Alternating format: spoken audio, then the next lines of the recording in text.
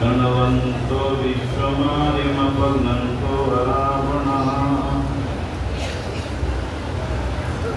समय बदलता रहता है। कभी यहाँ पर पूज्य माता प्रेमलता शास्त्री जी बैठा करती थी और शिविरों का संचालन करती थी। उनसे पहले पृथ्वीराज शास्त्री जी शिविरों का संचालन करते थे। पिछले वर्ष तक आचार्य दयासागर जी शिविरों का संचालन करते थे। आज वो हमारे बीच में नहीं है और आज ये जिम्मेदारी हमारे भाई जीवर्धन शास्त्री जी पर है और वो इन शिविरों का लंबे समय से देखरेख करते आ रहे हैं। आज वे शिविरों का संचालन कर रहे हैं। ये जो समय बदलता है ये केवल ऊपर नहीं बदलता है, नीचे भी बदलता है। कभी पिछले समय में वो बच्चे नहीं थे, आज वो बेटियां यहाँ पर बैठी हैं। वो नौजवान नहीं थे, आज वो नौजवान यहाँ पर बैठे हैं। पिछले शिविरों में कौन कौन आए थे आप में से? भाई पिछले कैंप में आप में से कौन आए थे?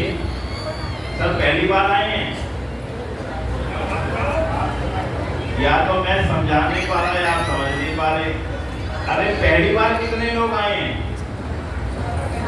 दूसरी बार कितने लोग आए हैं?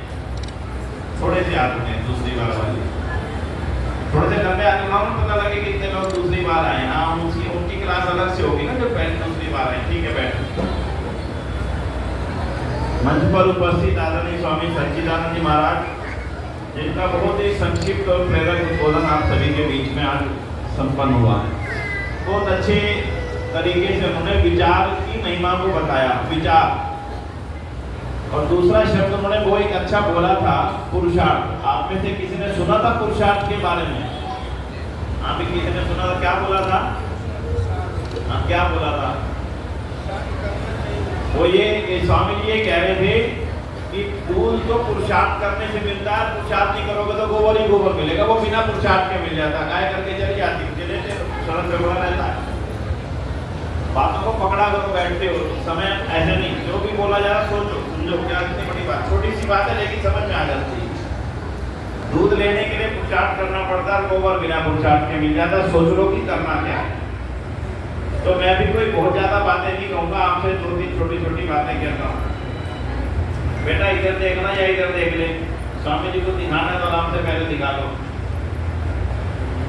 अभी आप कह रहे थे सीधे रखो, आप उनको डिस्टर्ब कर रहे स्वामी महाराज। दिल्ली आरोग्य सभा के माननीय प्रधान जी श्रीमान धर्मपाल आर्य जी, जिनका बहुत बड़ा आशीर्वाद हम सभी के ऊपर निरंतर हमारे सबके ऊपर रहता है, आज हमारे बीच उपस्थित हैं। आपका बहुत बहुत आभार। और इस मंच पर उपस्थित सभी आर्य केंद्रीय सभा दिल्ली सभा के मान्य सभी पदाधिकारीगण, इन सभी का नाम आदरणीय खट्टर साहब ले चुके हैं। पूज्य मातृशक्ति आर्य समाज रानीबाग के सभी अधिकारीगण और इस शिविर के मुख्य सचेतक आदरणीय भाई जोगेंद्र खट्टर जी और पूरी आर्य समाज रानीबाग के सभी महानुभाव हमारे बीच। आचार्य आनंद जी बहुत लंबे समय से, जिनकी पहचान मेरे नंबर में तो अभी भी रानीबाग ही लिखा हुआ उनके नाम के आगे। आदरणीय भाई बृहस्पति आर्य जी जो कि आर्यविका दिल्ली प्रदेश के महामंत्री हैं, भाई वीरेंद्र आर्य जी और उपस्थित सभी नौजवान साथी। हम आए क्यों हैं यहाँ पर, मैं आपसे पूछने वाला हूँ, मैं नहीं बोलूँगा। हम क्यों आए हैं यहाँ पर, कौन बताएगा? कौन बताएगा हम यहाँ क्यों आए हैं? आप में से कोई बताएगा? आप में से कोई बताएगा? खड़े होके हाँ बेटे, हाँ क्यों आए हैं बोलो। क्या लेने, क्या शिक्षा लेने? कहाँ से आए हो बेटे? हैं? शाहजहांपुर उत्तर प्रदेश से। अच्छा आप बालवाड़ी चलाते हो क्या? अच्छा बहुत अच्छा। बैठो। और कोई बच्चा बताएगा हम क्यों आए? और कोई बहन बेटी बताए हम क्यों आए यहाँ पर, इसलिए आए हैं? हाँ जी आप मेरे बोलो, आज आइए बोलिए। महर्षि ज्ञान की विचारधारा को जानने के लिए आए हैं बस। ठीक है, पर बच्चों आपको तो बताना तो चाहिए, सब बड़े भी बैठे हैं। हाँ जी और कोई बताएगा क्यों आए बैठिए आप? हाँ जी अगर नहीं बताओगे तो मुझे नहीं लगता कि आने का कोई लाभ होने वाला। हाँ बेटी बोल, शाबाश। यही ट्रेनिंग शुरू है जब बोला अगर बहुत शाबाश। पिताजी मेरे आर्य समाजी हैं, तो कुछ जानते हैं, वो हवन करते हैं। तो मेरे को भी पापा की तरह सीखना है और सिखाना है अपने घर में।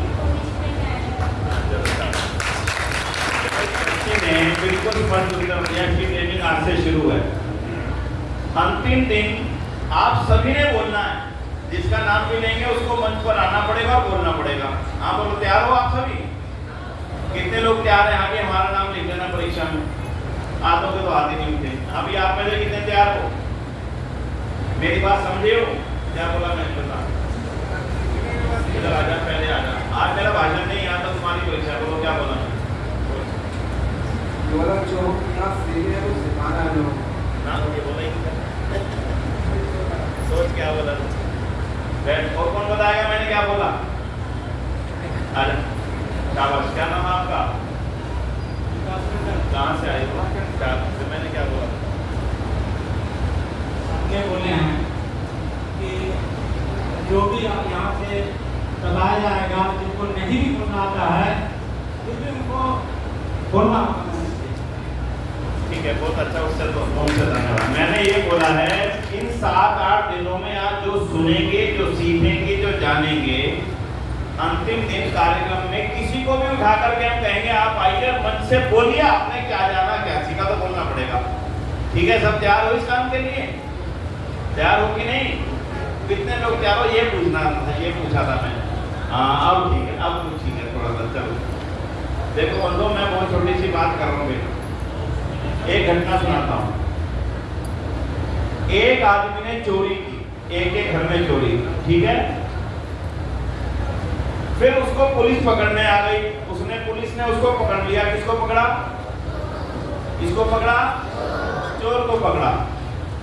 तो पुलिस वाले के साथ में जिसके घर चोरी हुई थी वो भी साथ साथ चल पड़ा, चलो थाने चलो। तो अब 3 लोग हो गए। कितने हो गए? एक के घर चोरी हुई, एक ने और तीसरे ने उसको पकड़ लिया, 3 लोग हो गए। अब वो फिर तीसरे चौथे दिन अगले दिन वो न्यायालय में गए, कोर्ट के अंदर। तो कोर्ट के अंदर अब 4 लोग हो गए। एक था जिसके घर चोरी हुई थी, एक था जिसने चोरी की थी, एक था जिसने पकड़ा था, और चौथा कौन था? कौन था चौथा? जज साहब, जिसके सामने पेश किया। ठीक है। अब उसमें 2 लोग और थे, एक चोर का वकील और एक सरकार का वकील। तो 6 लोग हो गए। अब यूं मानकर के चलो यहाँ पे 6 लोग बैठे हैं। 1 मिनट के लिए उदाहरण के लिए जरूर ना सिपाही है। अब ये उदाहरण लो, 6 लोग खड़े हैं, ठीक है। आप में से कौन आदमी उनकी शक्लें देख करके बता सकता है बिना पता किए कि इनमें से चोर कौन है, इनमें से पुलिस कौन है, उनमें से जज कौन है, उनमें से वकील कौन है, और उनमें से चोरी किसके कर रही है? बताओ। कोई शक्ल देख के अगर सबने एक जैसे से कपड़े पहन रखे हो तो आपको बता पाएगा? तो बता सकता है क्या? आपको देखेगा अच्छा इसने पुलिस के कपड़े पहन रखे तो आप कहोगे ये पुलिस वाला है। आप देखोगे ये ऊपर बैठा है तो आप कहोगे जज है। आप देखोगे काला कोट पहना तो आप क्या कहोगे ये वकील। यानी शक्ल सबकी एक जैसी है। अब मैं अगला प्रश्न पूछने जा रहा हूं बस आपसे, लास्ट।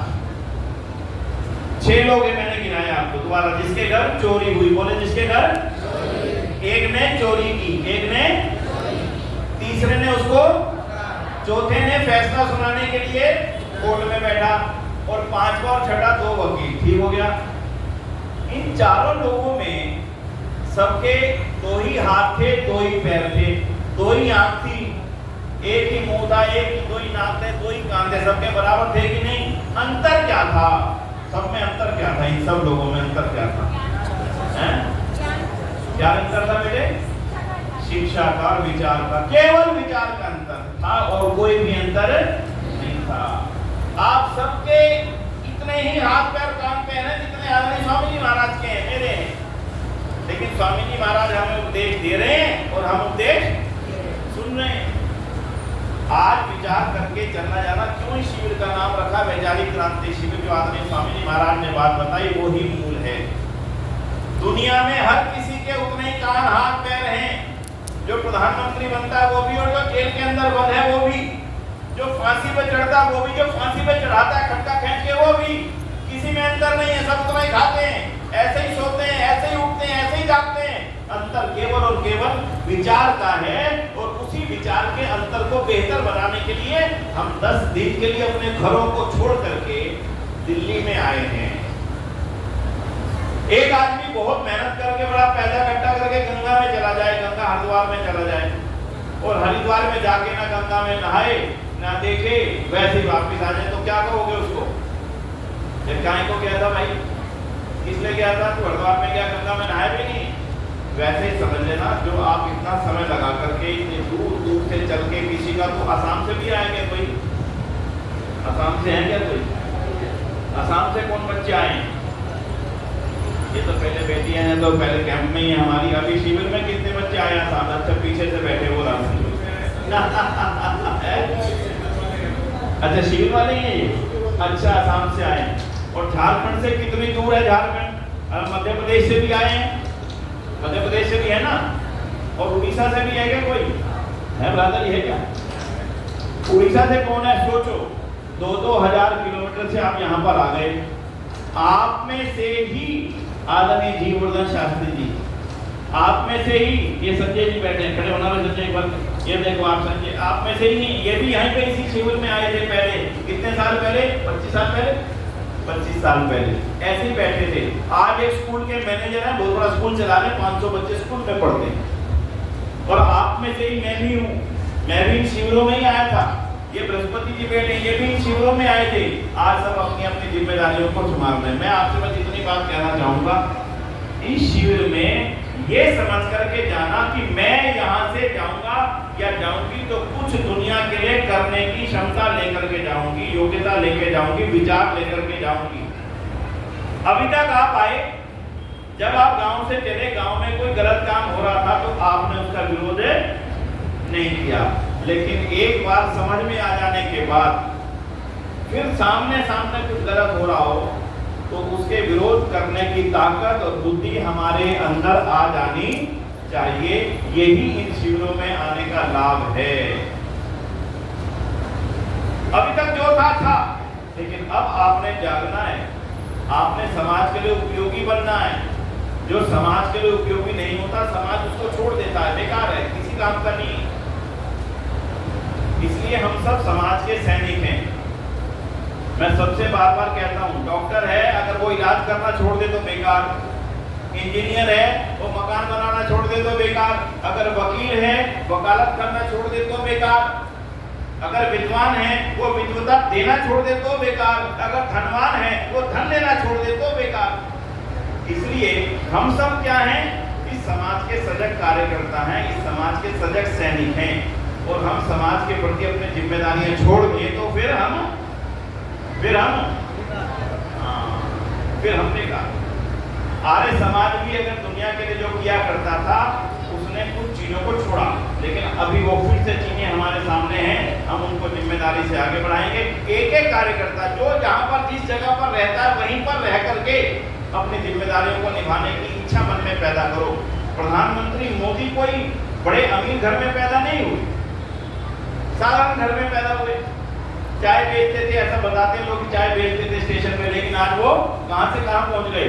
उन्होंने कसरत नहीं करी, उन्होंने कोई बहुत बड़ी पढ़ाई नहीं करी, लेकिन बुद्धि से सीखा, समझा और समाज की सेवा करने की इच्छा मन में रखी। आज देखो वो कहां पर पहुंच गए, दुनिया में उनके नाम का डंका बज रहा, उनके नेतृत्व का डंका बज रहा। इसलिए आप सब कुछ कर सकते हो। इसे मैं अंतिम पंक्ति बुलवाता हूँ, बोलो मैं, जोर से बोल सारे, मैं इस समाज के लिए बहुत कुछ कर सकती हूँ। आप न कर सकता हूँ बोले। और इस शिविर में मैं वो सब सीखकर, जानकर और संकल्प लेकर ही जाऊंगा। बोला जाऊंगी, बोला हाँ भी ठीक है, जाऊंगी, ठीक है। बस यही समझ के चलना है, 10 दिन जिंदगी में दोबारा नहीं आएंगे। पता नहीं अगले साल आ सको ना आ सको। इस समय स्वामी जी महाराज का आशीर्वाद, हमारे स्वामी जी महाराज बैठे, इनका आशीर्वाद, आदरणीय जीवर्धन जी का आशीर्वाद और बड़े अच्छे विद्वान लगातार यहाँ पर आपके बीच में आएंगे।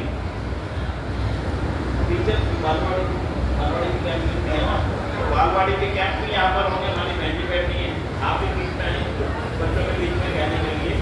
तो सभी बहन, हमारी माता बहनें जो सब बैठी हैं वो बीच बीच में आपके पास आएंगी अपनी डायरी पेन समय समय सजग रहना। भाई कोई सोता है तो सोने देना। जिसने आगे बढ़ना है, सुनना ध्यान से, जिसने आगे बढ़ना है जागना उसको है।